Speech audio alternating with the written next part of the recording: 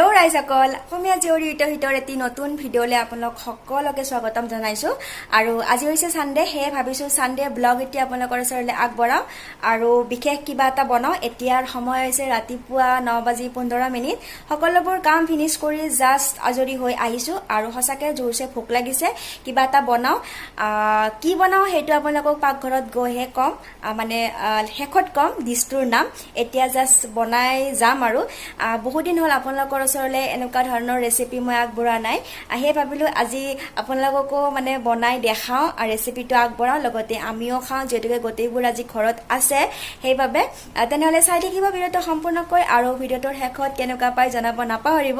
তেতিয়াহ'লে বলক পাকঘৰলৈ আৰু ফটাফট স্পেচিয়েল ৰেচিপিটো বনাবলৈ আমি ষ্টাৰ্ট কৰোঁ। প্ৰথমতে মই পাত্ৰ এটাত এয়া চুজি লৈছোঁ আৰু এয়া গৰম পানী। এতিয়া এইখিনি ভালদৰে মিহলাই 10 মিনিট সময়ৰ বাবে ঢাকি দিম। 10 মিনিট সময়ৰ পিছত মই এয়া আধা কাপ ময়দা, বইল আলু, সৰু সৰুকৈ কাটি লোৱা পিঁয়াজ, জলকীয়া আৰু ধনিয়াৰ পাত এয়া দি দিছোঁ।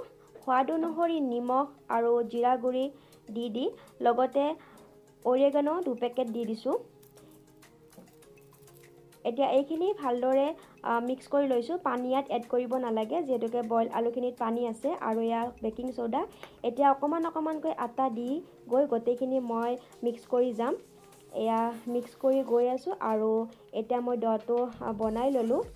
এয়া মোৰ কমপ্লিট হৈ গ'ল। এতিয়া মই এইখিনি 20 মিনিট সময়ৰ বাবে ঢাকি ৰাখি থৈ দিম। 20 মিনিট সময়ৰ পিছত মই এনেদৰে হাতেৰে বলবোৰ বনাই ল'লোঁ আৰু অকণমান প্লেটখনত ময়দা ছিটিয়াই লৈছোঁ, যিহেতুকে হাতত লাগি যায় সেইবাবে। আৰু এনেদৰে গোটেইবোৰ বলবোৰ বনাই লোৱাৰ পিছত মই হাতেৰে এইটো এনেদৰে বেলি লৈছোঁ, কিয়নো বহুত ছফ্ট হৈ আছে, গতিকে বেলনাত বেলিলে হয়তো বেয়া হৈ যাব পাৰে। সেইবাবে এতিয়া কেৰাহীখন বহাই দিছোঁ আৰু এতিয়া এইখিনি মই ডিপ ফ্ৰাই কৰি আছোঁ আৰু গেছটো ল' ফ্লেমত ৰাখি দিছোঁ। এনেদৰে গোটেইখিনি মই ভাজি লৈ ল'ম। আৰু এতিয়া ডিছবিধৰ নামটো মই আপোনাক ক'ব ওলাইছোঁ। এইবিধ হৈছে আলু চুজিৰ পুৰি। এয়া খাবলৈ আমাৰ ৰেডি আৰু ইয়াৰ লগত খাম স্পেচিয়েল চাহ। ইয়াৰ বাবে মই গেছত চচপেন উঠাই দিছোঁ আৰু এতিয়া চাহ মই বনাই আছোঁ।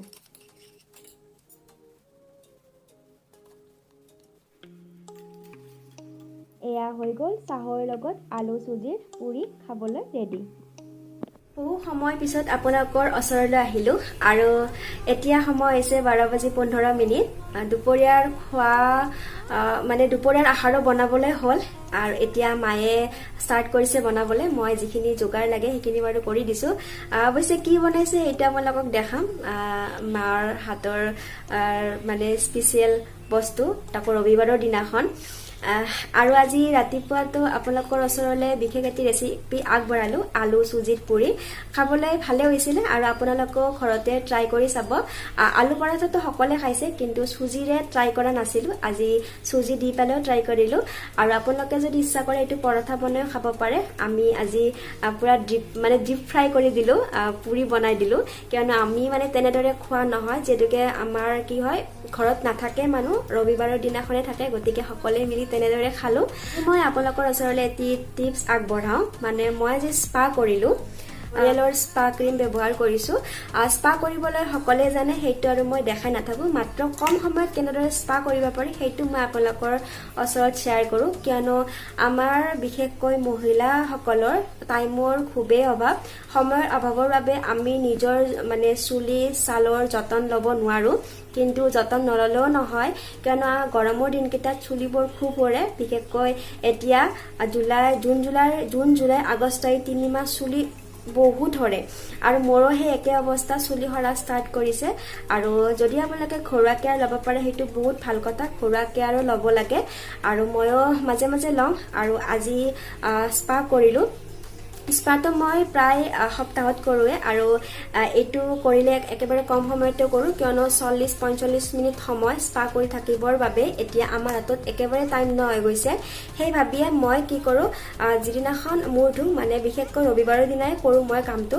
ৰবিবাৰৰ দিনাখন মূৰটো ধুই কণ্ডিশ্যনাৰৰ সলনি স্পা ক্ৰীমটো ব্যৱহাৰ কৰোঁ। আৰু আমি কণ্ডিশ্যনাৰ অকল চুলিত লগাওঁ, কিন্তু স্পা ক্ৰীমটো চুলিৰ গুৰিৰ পৰা চুলি গোটেইখিনিয়ে লগাই 5ৰ পৰা 10 মিনিটমান সময় মাসাজ কৰোঁ তাৰ পিছত অকমান সময় ৰাখি দিওঁ আৰু সেই সময়খিনিত যিবোৰ কাম আছে কাপোৰ ধোৱা কিবা কিবি এইবোৰ কৰি লৈ তাৰ পাছত নৰ্মেল পানীৰে ধুই দিওঁ এনেকৈ কৰিলে একেবাৰে সময়খিনিও সেভ হয় আৰু লগতে চুলিখিনিও ভাল হয় গতিকে ভাবিলো যেতুকে আমাৰ মহিলাখিনিৰ সময়ৰ অভাৱৰ বাবে মানে কিছুমান বস্তু কৰিব নোৱাৰে গতিকে যদি আপোনালোকে এনেদৰে কৰে তেতিয়াহলে বহুত ভাল হ'ব লগতে আপোনাৰ চুলিখিনিও ভাল হ'ব কিয়নো পুৰুষ মহিলা উভয়ৰে আমাৰ চুলিখিনিৰ বেলেগ মোহ এটা আছে চুলিখিনিৰ প্ৰতি সকলোৰে আৰু চুলিখিনি আমাৰ সৌন্দৰ্য বুলিও ক'ব পাৰি এয়ায়ে আৰু এতিয়া মই যেহেতুকে ফ্ৰী মায়ে সকলো বনাই আছে গতিকে ফ্ৰী টাইমখিনিত এটি কাম কৰিম বুলি ভাবিছো আৰু সেইটো হৈছে এইটো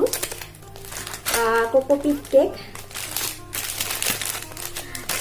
এইটো হৈছে কোকোপিটৰ কেক 1 কেজি আৰু এইটোৰ দাম হৈছে 100 টকা দুটা অৰ্ডাৰ কৰিছিলে মই কোকোপিটৰ ভিডিও এটা বনাইছিলো ঘৰতে কোকোপিট বনাব পাৰি এতিয়া সেইখিনি মোৰ শেষ হ'ল আৰু এতিয়া তেনেকে বজাৰত নাৰিকলো পোৱা নাযায় নাৰিকলৰ দামো বহুত বাঢ়ি গ'ল এতিয়া সাগে জোৰা 200 টকা মানে হ'ল আৰু আমাৰ কি হয় নাৰিকলৰ বাকলিখিনি বিশেষকৈ ধুনা জ্বলাত ব্যৱহাৰ কৰা হয় গধূলি মায়ে ধুনা জ্বলায়ে সেইকাৰণে অৰ্ডাৰে কৰি আনিলো যেতুকে ফুলৰ টাববোৰত এইটো দিব লাগে ফুলৰ টাববোৰত নেচাৰেলি পানীটো পোৱা নাযায় আমি দিব লাগে আৰু এইটো হৈছে পানী ধৰি ৰখা ক্ষমতা ইয়াৰ বহুত বেছি পানীটো ধৰি ৰাখে কোকোপিটে আৰু হিপাই তাৰ পৰা পানীটো শুহি লয় হেতুৰ বাবে এইটো দিব লগা হৈ যায় এতিয়া এইটো হৈছে 1 কেজি কিন্তু এইটো মানে ইনস্ট্ৰাকশনত লিখা মতে এইটো যদি পানীত তিয়াই থওঁ এইটো মানে 5 কেজি মান হৈ যাব গতিকে বলক চাও কিমানখিনি হয় গৈ 5 হয় নে 6 হয় নে কি হয় গতিকে আপোনালোকে চাই দেখিব ভিডিওটো সম্পূৰ্ণকৈ আৰু সকলোবোৰ কাম শেষ কৰি আপোনালোকক লগ পাই আছো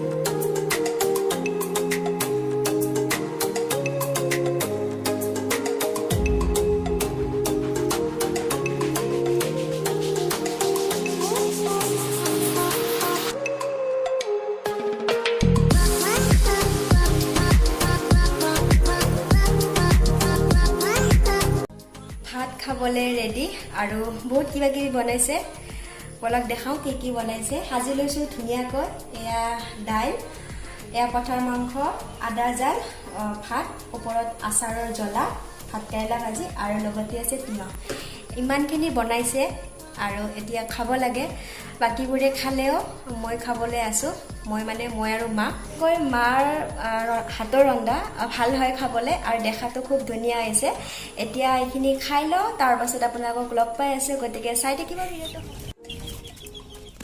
এইকেইটা হৈছে আমাৰ ঘৰৰ নতুন সদস্য দিনটোৰ বেছিভাগ সময় এইকেইটাৰ লগত লাগি থাকতে যায় বহুত মৰম লাগে আৰু এতিয়া এইকেইটাৰ লগত অকমান সময় অতিবাহিত কৰি আছো এতিয়া হৈছে ইভিনিং টাইম আৰু ইভিনিং টাইমত আকৌ এটি ডিশ বনাবলৈ লৈছো সো ভিডিওটো সম্পূৰ্ণকৈ চাই থাকিব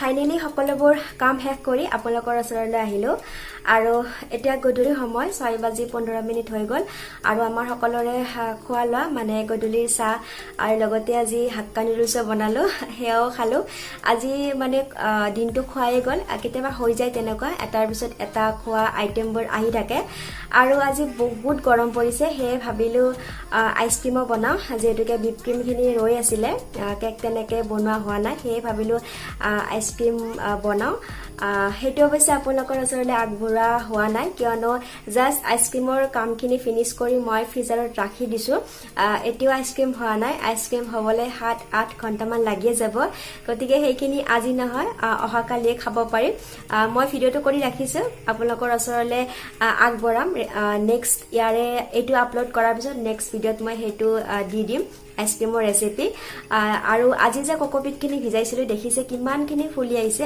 আৰু সেইখিনি এতিয়া তৰিয়াই থলো আপোনালোকক অৱশ্যে দেখুওৱা হোৱা নাই সেইখিনি প্ৰায় 7-8 কেজিমান হ'ব আৰু সেইটো অৱশ্যে ৰ'দত শুকাব লাগিব আৰু ভালদৰে শুকাৰ পিছত সেইখিনি আমি ষ্ট'ৰ কৰি ৰাখি দিম যাতে যেতিয়াই প্ৰয়োজন হ'ব তেতিয়াই আমি সেইখিনি ফুলৰ টাববোৰত দি দিম তেনেহ'লে আজিৰ ভিডিঅ'টো ইমানখিনিয়ে যদি ভিডিঅ'টো চাই ভাল পালে তেনেহ'লে প্লিজ লাইক শ্বেয়াৰ কমেণ্ট আৰু চেনেলটি ছাবস্ক্ৰাইব কৰিব কাষতে থকা বেল আইকনটো দবাই দিব যাতে মোৰ আহিবলগীয়া ভিডিঅ'ৰ নটিফিকেশ্যনো পাই থাকে আৰু যিসকল ভিউৱাৰ্ছে মোৰ চেনেলটি এতিয়ালৈকে ছাবস্ক্ৰাইব কৰা নাই তেতিয়াহ'লে ছাবস্ক্ৰাইব কৰি দিয়ক আৰু যিসকলে অলৰেডি ছাবস্ক্ৰাইব কৰিছে তেওঁলোকক মোৰ ফালৰ পৰা অশেষ ধন্যবাদ কিয়নো আপোনালোকৰ ছাপোৰ্ট আৰু সঁহাৰিৰ অবিহনে মই একোৱেই নহয় সেই সদায় ছাপোৰ্ট কৰি যাব তেনেহ'লে আজিলৈ এৰিছোঁ পুনৰ নতুন ভিডিঅ'ৰ সৈতে আপোনালোকৰ ওচৰলৈ আহিম আৰু ভিডিঅ'টো চোৱাৰ বাবে আপোনালোকক অশেষ ধন্যবাদ নমস্কাৰ